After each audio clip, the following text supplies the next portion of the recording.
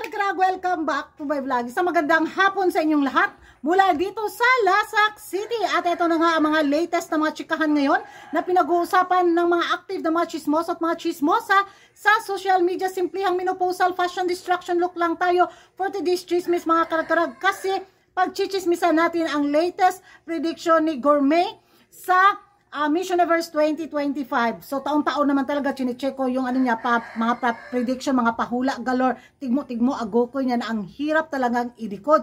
Pero sa taon na to mga karag-karag, parang nafe-feel ko na may bullet doon na tumpak para kay Atisa Manalo. Nabusbam ako, parang kinilabutan ako ba dahil parang si Atisa Manalo talaga tong tinutukoy niya.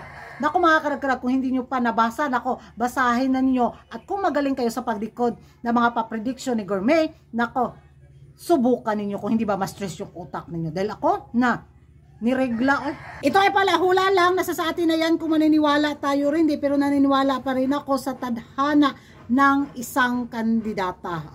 Di ba? Kaya basahin nyo na.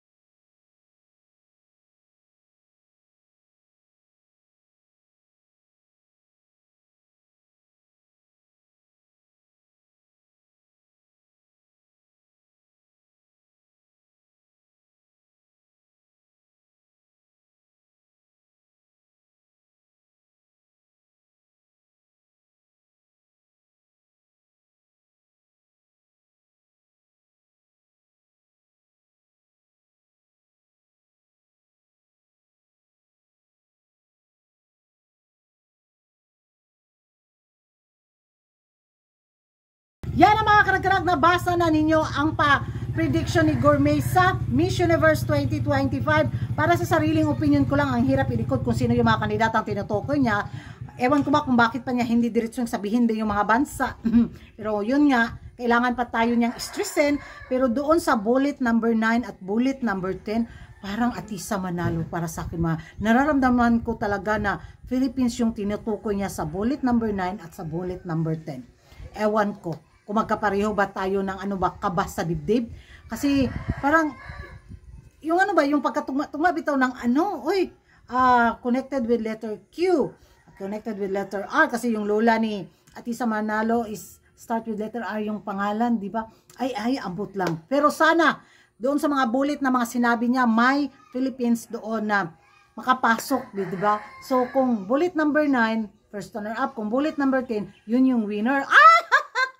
Pero sa totoo lang ha, kung hindi lang talaga mapolitika yung pambato natin sa darating na Miss Universe 2025, ang lakas ng laban natin. Kaso kung mapolitika tayo, yun yung ano natin, yun yung nakakasad, yun yung nakakasakit ng dibdib. Pag mapolitika tayo. Pero yun nga, ihanda na lang natin yung sarili natin sa maging resulta sa Miss Universe 2025 final. Yan ang mga karag-karag, ano yung magiging reaction nyo?